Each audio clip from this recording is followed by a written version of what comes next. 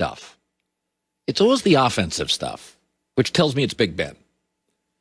And because every year, the Steelers develop defensive play. I never look at the defensive stats and think, they are underachieving. It's Pittsburgh's offensive stats.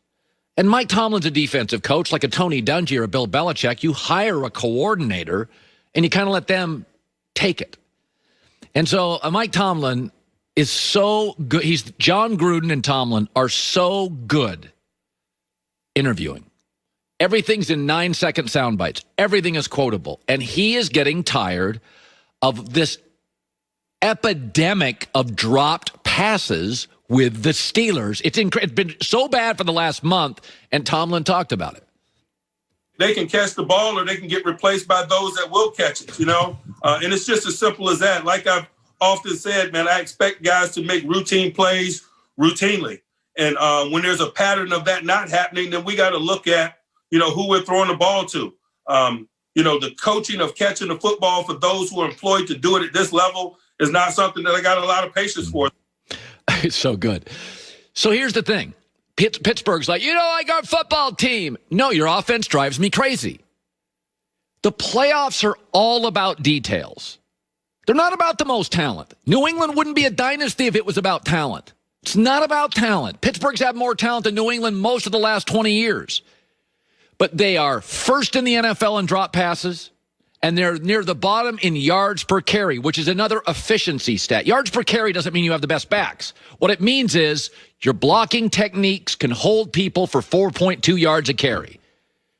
So, once again, Pittsburgh's issues are on the offensive side.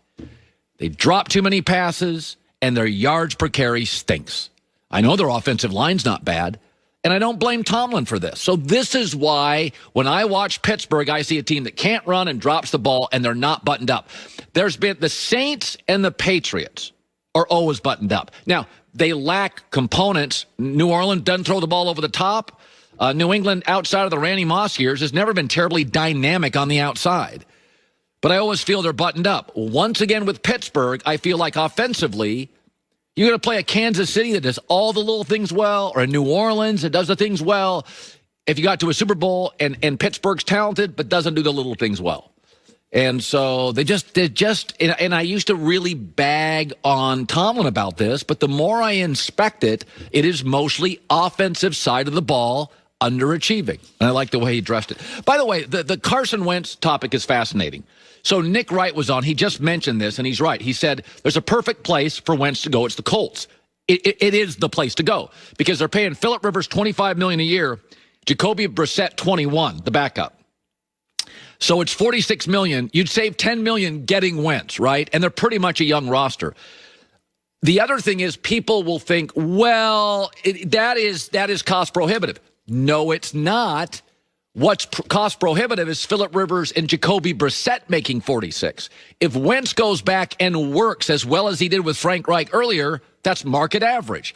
The other thing we do, we know, you and I know this, that not only in football but life, environment matters. Leonard Williams was traded from the Jets to the Giants. He is a significantly better player, same house, goes to the same stadium. He's a better player with the Giants than the Jets. Why? Coaching and culture.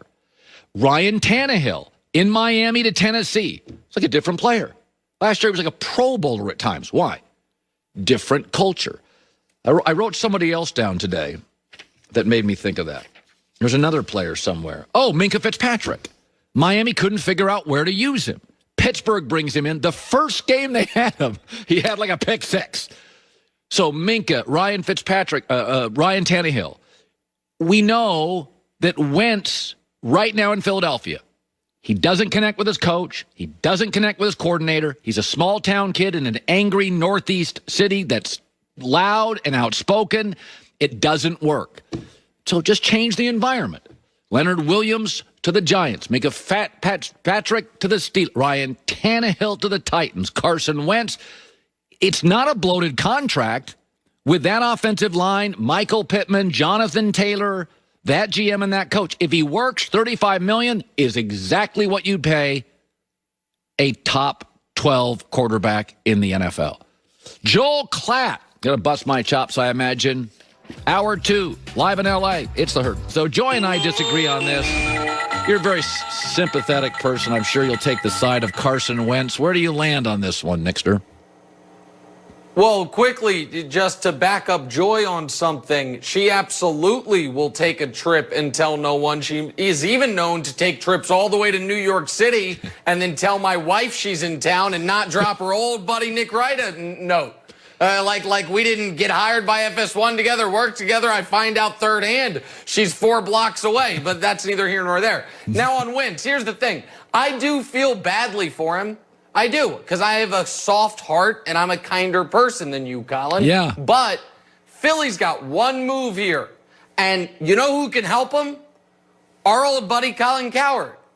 Because their one move is to trade him to the Colts this offseason. It makes sense. The Colts got a quarterback who's almost 40. The only time Carson Wentz has been great was when Frank Reich was calling the plays. True. The Colts are going to be too good to draft a quarterback. They obviously don't love Jacoby. They have a great offensive line, a very good defense, a good running game, all the things you would want to help support Wentz, because Philly, they obviously hope Hurts is good, right? So if Hurts is good, you can't then bench him next year. You can't cut Carson because that's $60 million. And trading him, yes, if you trade him, it's a $34 million cap hit. But it's a $35 million cap hit if you do nothing. So at least you'd be ripping the Band-Aid off. Now, would they get anything in return? No. Would they maybe even have to attach their own draft pick, like a 4th rounder, to go along with Carson?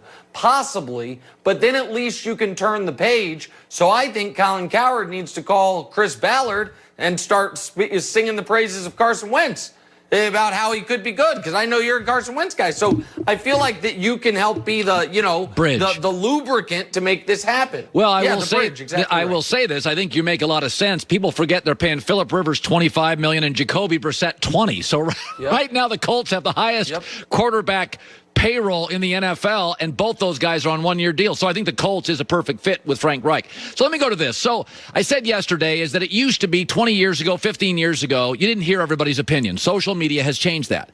And to keep your sanity in life, you just have to mute. Yeah, I think that you're 100% right on almost all of this with the Cowboys.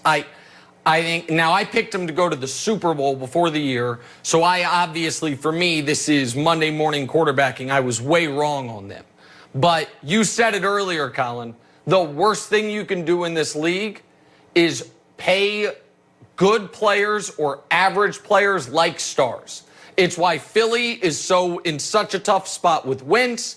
It's the exact problem for the Cowboys. You showed the Chiefs, the Chiefs' highest paid guys. One guy is underachieving, Frank Clark. Yeah. And he finished every single playoff game they had last year. The last play of the game, Frank Clark got a sack to ice the game, so he's got a grace period here to get back into it. You cannot have a bunch of guys paid like all pros who are fringe starters or just above average players. So what's the path? I think it is, assuming they're bringing back Dak, trading whatever pick they have for multiple picks to try to restock that way. Because they got some bad contracts. I mean, Zeke's extension, I think, goes for like another 4 years after this one. Yes. Does he look like a top 5 back in the league? No. And so, I mean, they rushed to pay Jalen Smith. They've just paid a lot of guys too early and far too much. So, yeah, I think you're right on that, which would be a good place for us to end. But I'm going to hijack this for a moment because I've conspired with your producers. The greatest poker player ever is a man named Doyle Brunson. He's also known to be a great gambler. He had a very interesting tweet yesterday. Show it to America, please, wonderful Herd producer staff.